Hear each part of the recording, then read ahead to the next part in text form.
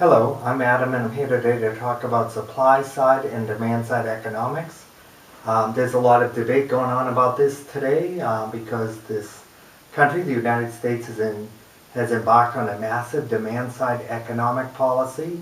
And I'm going to demonstrate here how that works and why it is ultimately doomed to fail, and contrast demand side economics with supply side economics, where there is a lot of misconception about supply side economics and what it is.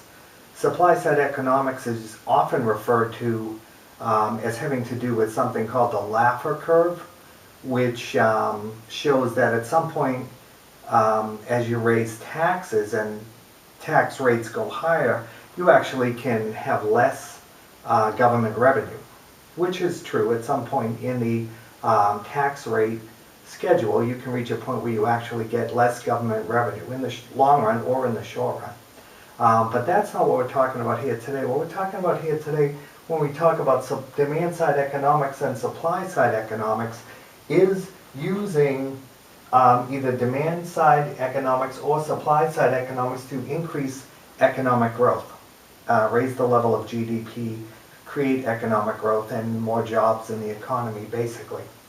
And what I did to demonstrate that is I created a aggregate supply and demand curve.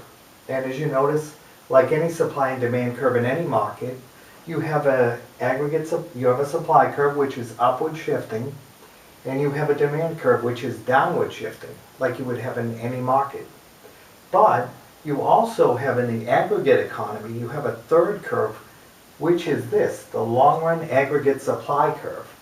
And what this does is it separates the short run effects of policy from the long run effects of policy. And this is very important because for a policy to succeed, it has to have not just a short-term effect, but it has to be sustainable so that it doesn't simply create a temporary effect and then you go back to where you started, which is exactly what happens under demand-side economics, as I'll demonstrate.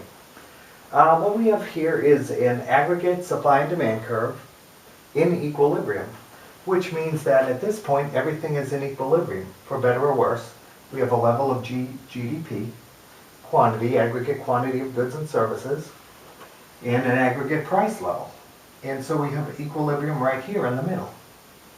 Now, suppose that we want to increase the level of output in an economy. We could either try to shift the aggregate supply curve out and create growth that way, or we can try and shift the demand curve out and create growth that way, which is what we're doing now, and which is what governments often do because it's very simple and easy to do. What would happen is by either deficit spending or printing money, you shift the demand curve outwards.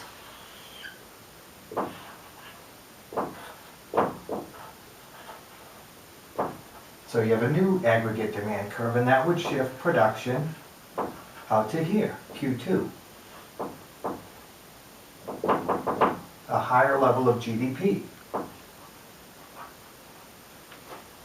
The trouble is, that to do this, you either have to deficit spend, unless you have a big pile of money laying somewhere, which of course we do not. We're running deficits already before this even started. So what you do is deficit spend, $1 trillion, $1.5 trillion a year. Shift the demand curve outwards, or you can do it by printing money. We're doing that also. So we shift the aggregate demand curve out. Now in the short run, it creates an effect. It's also inflationary because you will get a higher level of prices to go along with your higher level of economic output. As those fixed resources, the fixed amount of plant and equipment and skills are stretched to create that higher level of demand with deficit spending. Now, because these resources are being stretched, this cannot be sustainable either. The policy will end and you will shift back to where you started, or maybe even less because now you have to pay interest on all that borrowed money.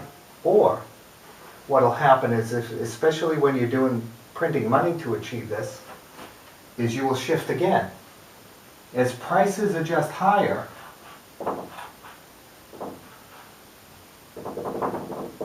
you will simply go back to where you started. only this time resulting in higher prices. Now supply side economics, on the other hand, by shifting out the supply curve,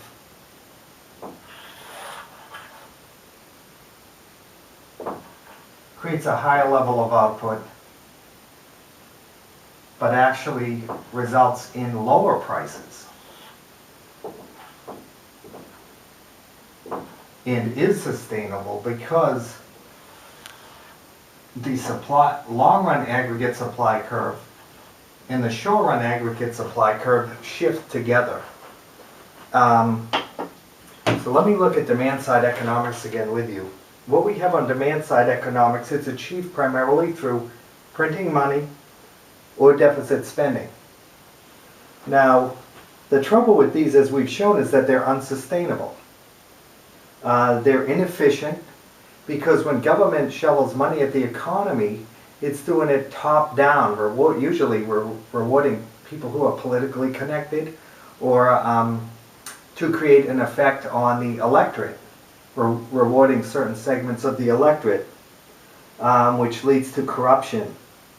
It's poorly timed usually because often we heard a lot about shovel-ready jobs. It turns out there weren't any shovel-ready jobs. This money was spent and it took a long time to hit the economy, and usually it would hit the economy by the time an economy is already recovering on its own. So it's poorly timed, inefficient, prone to corruption, and as we saw as well, inflationary. Totally unsustainable. For these reasons, demand-side economics is a terrible way to conduct economic policy. Now, when you compare that to supply-side economics, how do you shift the supply curve? Well, you do it by increasing the amount of capital, economic capital in an economy, meaning increase the number of manufacturing plants, machinery, skills of workers through investment. This is bottom up. You create economic conditions that lead to economic growth in private businesses to do things like research and development, people to invest in schooling, increases in technology through research and development. This is completely sustainable. It's efficient because people are investing their own money. It's non-inflationary. In fact, it leads to lower prices. And it's not prone to corruption because you have people investing and risking their own money for their own endeavors, which they research very carefully because they have a high incentive to do so, unlike the governments, which does not have an incentive to do so. So in a nutshell, and we could go through a lot of different scenarios, a lot of examples, all kinds of policies using this supply and demand curve, but I'm not going to do that. I just wanted to give you a basic idea of the difference between supply-side economics and demand-side economics, and show why demand-side economics is always doomed to failure, and supply-side economics is the only sustainable way to increase the economy. And by the way, let me just show you here, as we're shifting backwards from this point back to the long-run aggregate supply curve, you'll notice that prices are rising while the economy is shifting back down. That is stagflation, they call it. Rising prices with a contracting economy. A lot of people think this can't exist, but in fact it's textbook for what will happen eventually if you pursue demand-side economics. Rising prices and a falling economy. Thank you.